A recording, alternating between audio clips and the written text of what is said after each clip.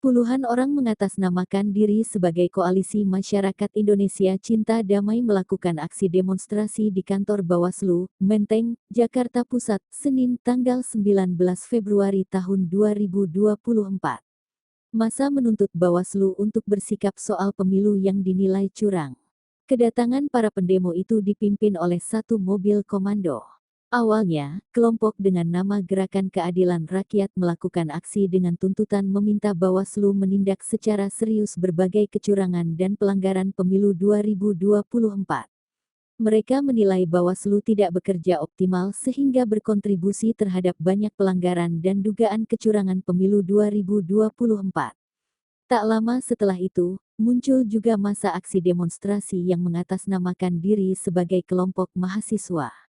Mereka menilai pemilu 2024 telah berjalan dengan baik. Aksi unjuk rasa yang diikuti sekitar 300 orang di depan kantor Badan Pengawas Pemilihan Umum, Bawaslu RI menyebabkan kemacetan di Jalan M.H. Tamrin, Senin. Diketahui aksi tersebut terjadi bersamaan dengan aksi yang dilakukan Forum Komunikasi Antar Relawan Ganjar Mahfud di kawasan Patung Kuda, Jakarta Pusat, Senin. Sebanyak 1.978 personel disiapkan untuk melayani dan mengamankan apabila ada aksi, kata Kapolres Metro Jakarta Pusat